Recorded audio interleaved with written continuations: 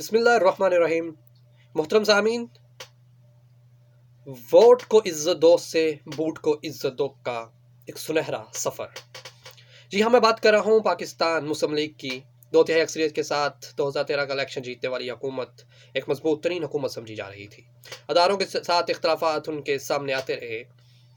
इस सिनेरियो में शरीफ ख़ानदान की ये सल्तनत बहुत ताकतवर महसूस हो रही थी। शायद अपोजिशन और दूसरी जमातों को घास डालना उनके नज़दीक कोई अहमियत की हामिल ही नहीं थी।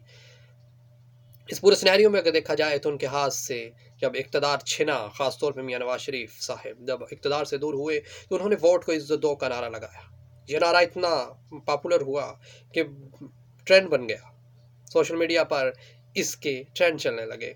फिर बाद में देखा गया कि नवाज शरीफ साहब के लिए एक अवाम का समंदर निकला। शायद लोगों को लगा कि ये बहादुर लीडर है, शायद टकरा जाएगा, लेकिन उनकी बेटी भी उनके साथ इस पूरे सिनेरियो में साथ थी। बहुत पंजाब में इसको बहुत पजीराई मिली। इन सारे सिनेरियो के बाद जब मियाँ नवाज शरीफ साहब बाहर अपनी अहलिया की इयादत के लिए गए, फिर वहाँ से जब गिरफ्तारी के ऑर्डर हुए वापस आए और फातहाना अंदाज में गिरफ्तारी दी, तो जमात में एक इख्तलाफ सामने आया। बहुत सी क़यादत, जमात की अंदरूनी क़यादत ने यह समझाने की कोशिश की, मियाँ नवाज शरीफ साहब हमारे पास शायद ऐसा कारकुन नहीं जो सीने पर गोली खा सके, जो जेलों और कैदोबंद की सोबतों को बर्दाश्त कर सके, और शायद हमारे पास ऐसी क़यादत भी नहीं कि जो बहुत ही आला किरदार और इक़दार की हामिल हो।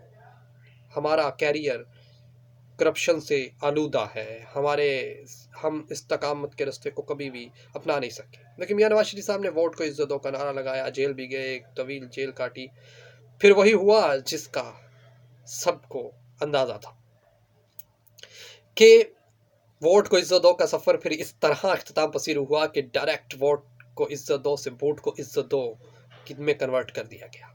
नारा बदला मगर जोश जज्बा वही रहा। एकदम से डील हुई, मियाँ नवाज साहब बाहर गए, मरियम साहिबा खामोश हुई, जेलों से आज़ादी हुई, केसेस में नरमी होना शुरू हुई, और बाकी कारकुनान और लीडर रिहा होने लगे। और फिर नहले पे दहला मारा और आर्मी चीफ की एक्सटेंशन के लिए वोट को इज्जत दिया। फिर बात यहीं पे ख़त्म नहीं हुई। फैसल वावडा ने इनके एक टॉक शो के अंदर ला के जब बूट रखा और कहा कि इस बूट की चमक किसी बुर्श से नहीं, किसी पॉलिश से नहीं, ये ज़ुबान से चाटे जाने की चमक है। तो मेरे ख्याल से इसके बाद पाकिस्तान मुस्लिम लीग और पीपल्स पार्टी को डूब मरना चाहिए, ख़ासतौर पर पाकिस्तान मुस्लिम लीग को। शायद इस एक्सटेंशन के पूरे किस्से के बाद जितनी गंदी पाकिस्तान मुस्लिम लीग नून हुई है, शायद ही कोई और जमात नहीं हुई होगी। इसीलिए कहते हैं कि जितनी जल्दी अरूज मिलता है उतनी जल्दी ज़वाल के खदशात भी साथ होते हैं। इसलिए जब अल्लाह कोई मुकाम दे तो उसकी औकात ज़रूर मांग लेनी चाहिए।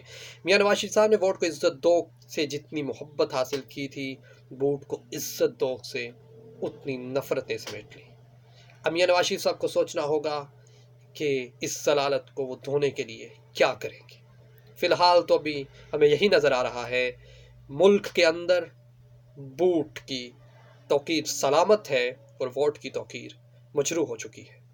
उम्मीद करते हैं कि आइंदा कोई लीडर ऐसा कदम उठाने से पहले एक दफ़ा सोच लेगा कि क्या वो अपने नारे पे कायम रहेगा या फिर वोट को इज्जत दो से डायरेक्ट बूट को इज्जत दो का सफ़र इतने हसीन अंदाज में सर कर लेगा।